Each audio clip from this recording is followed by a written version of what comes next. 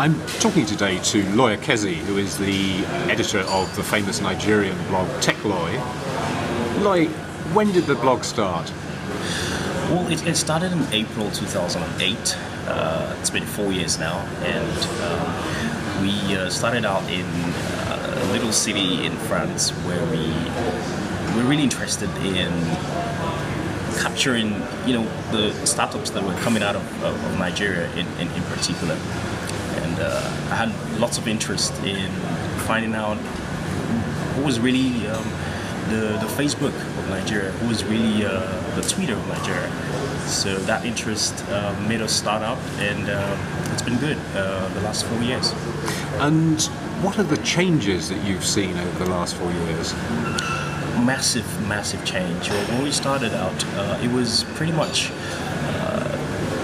several clones trying to copy Facebook, trying to copy Twitter.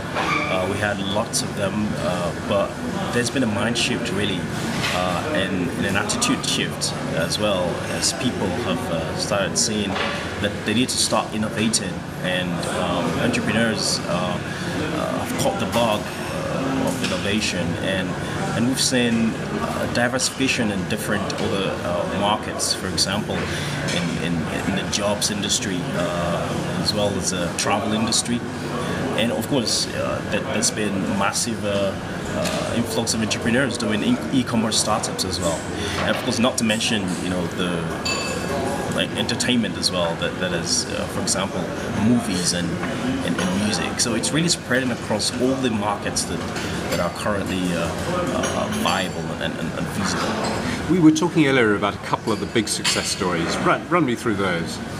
Right, yeah. So looking at the travel industry, we've got a massive success with wakanow.com, which is more like the Nigerian version of Expedia. And they've really changed the industry, really helping people to book and pay for their airline tickets, and also make hotel reservations online. We've also seen success with in the movie industry, where we can actually watch movies online that was never possible.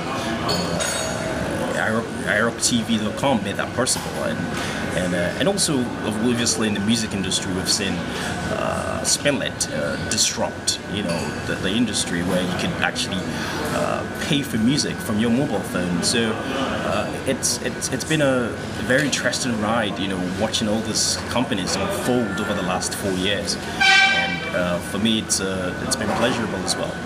And for something like Iroko, what's the state of the broadband? How easy is it to watch here in Nigeria? I know it's fantastically successful with the diaspora communities, but how easy is it here in Nigeria?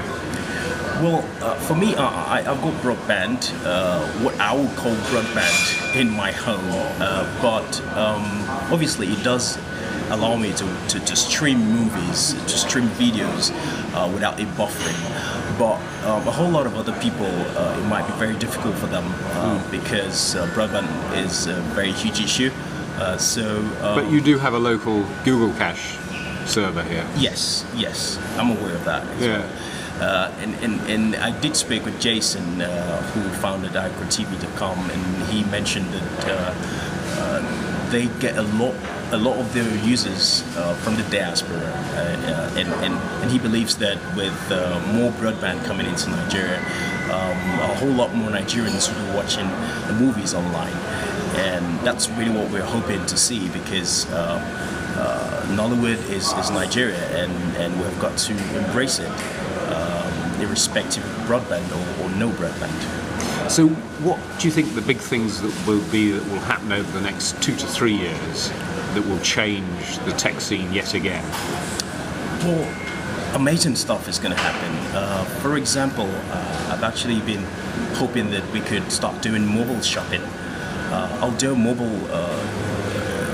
has been used in different areas, and shopping online it's really starting, really, but I'll be interested to see the possibility of shopping from your mobile phone, because particularly because Lagos or Nigeria is it's really difficult moving around. So you could sit in your office or you could sit at home and you just shop from your mobile and it gets delivered to you. That would be something that would really disrupt the system and obviously change the game. Yeah. And anything else that you can think of that will be a big changer in the next 2 to 3 years?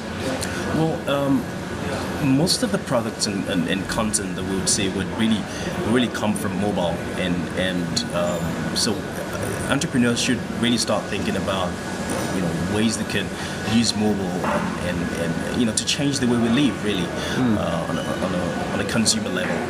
And what's the take-up of M-Money services like Paga been so far? Yeah, Paga obviously has done a lot to make paying for bills and transferring money to people easier from the mobile phone. I think that might be improved upon obviously to doing other things with mobile money. Although there is obviously a lot of competition that's going to come their way, but however,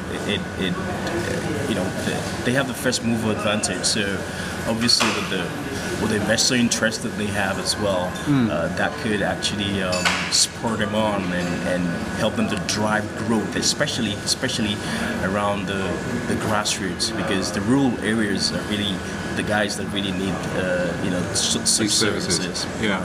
So I'd expect to see, I'd expect to see a lot of disruption around rural areas where local people, can actually have access to mobile money and not just people in the city. So. And how quickly do you think that will reach critical mass into the millions? Say, how quickly will that happen?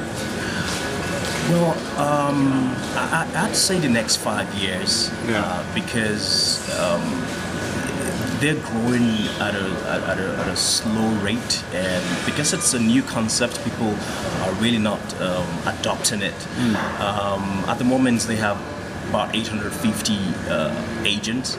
I'm not sure how much that is spread. I understand it's about 17 cities, but I'm not sure if it gets to rural areas.